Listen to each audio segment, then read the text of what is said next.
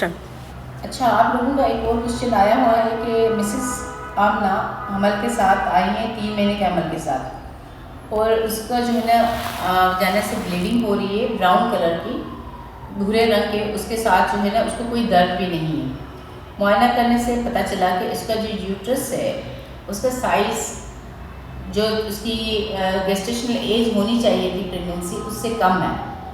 तो आप कौन सा जो है ना वो डायग्नोज करेंगे कि कौन सा मिसकरेज है या एबॉर्शन है? थ्रेटन एबॉर्शन नहीं, थ्रेटन एबॉर्शन नहीं है, क्योंकि थ्रेटन एबॉर्शन में यूट्रस का साइज़ कम नहीं होता और उसमें ब्लीडिंग के चांसेस होते हैं। ब्लीड ज़्यादा फ्रेश ब्लीड होती है, ब्राउन कलर की ब्लीडिंग नहीं होती, रेड ब्लीडिंग होती है। उसके बाद कंप्लीट एबॉर्शन, कंप्लीट एबॉर्शन में तो ये होगा कि यूट्रस का साइज़ ख़त्म हो जाएगा, बच्चा निकल जाएगा सारा, तो वो जो है नहीं है कंप्लीट, उसमें ब्लीडिंग भी नहीं होती है।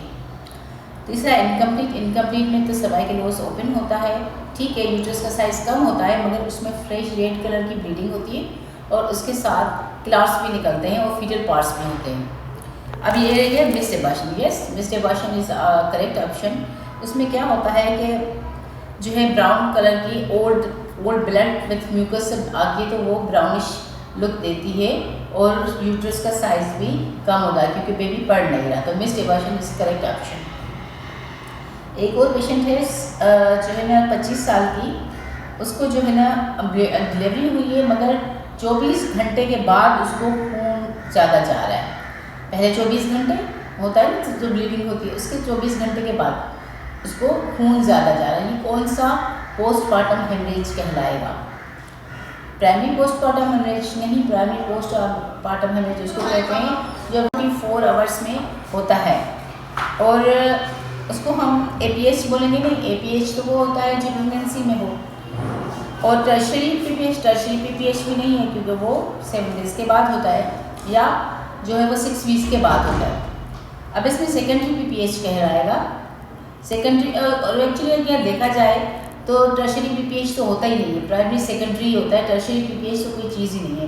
फिर भी कुछ लोग शायद पुराने लोग मानते होंगे उसको, बट एटलीस्ट प्राइमरी और सेकेंडरी पीपीएच होता है। इसमें जो आपका ऑप्शन है सेकेंडरी पीपीएच वो करेक्ट है, क्योंकि ये जो है कि सेकेंडरी पीपीएच ये आपका 24 आवर्स के बाद हो रहा है और ये तकरीबन 8 to 6 वीक्स तक चलता है। जो भी है उसको हम सेकेंडरी पीपीएच की कैटेगरी में देते हैं। एक और क्वेश्चन है आपका कि एक पेशेंट है, उसके हमल जो है ना वो है और उसमें बच्चे को 20 हफ्ते हैं, मतलब 5 महीने पूरे हुए हैं, और जब अल्ट्रासाउंड, वैसे तो हम उसको नहीं देख सकते देखिए क्या हुआ है, मगर उसके ऊपर अल्ट्रासाउंड में आ रहा है और इन्होंने तो खैर उसका जिक्र नहीं किया अल्ट्रासाउंड का, उसमें बारीक बारीक से बाल आ रहे हैं या वो उसमें एक सीला टाइप स्ट्रक्चर बन रहा है, तो उसको क्या कहते हैं 20 हफ्ते में? लेंग्यूला नहीं, लेंग्यू नहीं बोलते, उसको लेंग्यूला बोलते हैं, लेंग्यू बोलते, लेंग्यू है या लेंग्यूला है जो भी आप लोग समझ लें, वो बोलते हैं कि छोटे छोटे बाल उसको आ रहे हैं। झुर्रियाँ तो ओल्ड एज में होती हैं बच्चों के लिए, और अगर किसी बच्चे को झुर्रियों के साथ पैदा होता है तो वो एक मेडिकल कंडीशन अलग होती है। वर्नेक्स जो वाइट वाला चीज़ें होती है ना वो होती है वर्नेक्स, उसको बोला जाता है। जब बेबी पैदा होता है ना उसके साथ वाइट स्ट्रक्चर जो लगा होता है उसको वर्नेक्स बोलते हैं। सीलिया नहीं है, इसको सीलिया नहीं कहेंगे, तो इसको लिंग्यूला बोलेंगे या लिंग्यू बोलेंगे। एक और क्वेश्चन है आप लोगों को, हमल के पहले ट्राइमेस्टर में किस चीज़ की कमी की वजह से न्यूरल ट्यूब डिफेक्ट्स होते हैं? कौन सी न्यूट्रिशनल डेफिशिएंसी है, कौन सी विटामिन की डेफिशिएंसी है जिसकी वजह से, या किसी और चीज़ की डेफिशिएंसी जिसकी वजह से न्यूरल ट्यूब डिफेक्ट्स होते हैं?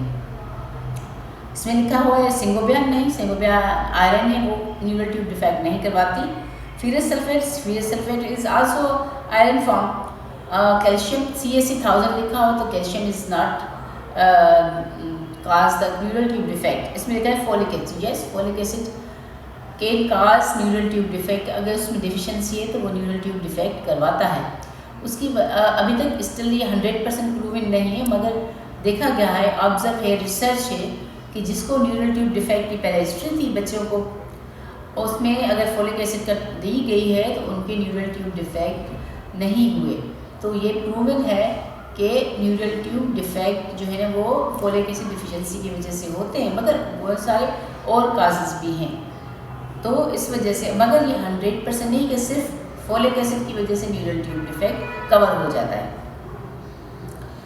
अब एक और क्वेश्चन है आपका कि दौरान हमल होने वाले अनीमिया को क्या कहा जाता है? दौरान हमल अनीमिया, अनीमिया तो एक्चुअली नहीं कहेंगे, उसमें जैसा हमें कि HB लो हो जाता है, वो भी सेकंड या थर्ड ट्राइमेस्टर में हो जाता है। वो क्यों हो जाता है? क्योंकि कुछ फिजियोलॉजिकल चेंजेस आती हैं बॉडी में, फ्लूइड एब्जॉर्प्शन ज़्यादा हो जाता है, जिसकी वजह से डाइल्यूशन की वजह से फिजियोलॉजिकल अनीमिया हो जाता है। तो इसमें जो फिजियोलॉजिकल अनीमिया है वही आप लोगों का करेक्ट ऑप्शन है। सिकल सेल अनीमिया नहीं है, मेगालोब्लास्टिक नहीं है, पैथोलॉजिकल अनीमिया नहीं है, इसको क्या कहते हैं? Physiological anaemia. आज के लिए इतना काफ़ी है। आप कमेंट्स बिल्कुल भी नहीं कर रहे हैं तो हमें कैसे पता चले कि आपको उसमें क्या चीज़ समझ आई, क्या समझ नहीं आई, या करना चाहिए कि नहीं करना चाहिए, क्योंकि हम तो आप लोगों की वजह से ये कर रहे हैं ना सब चीज़ें, और आप इस पर कमेंट नहीं करेंगे तो हमें क्या पता चलेगा। ठीक है, थैंक यू।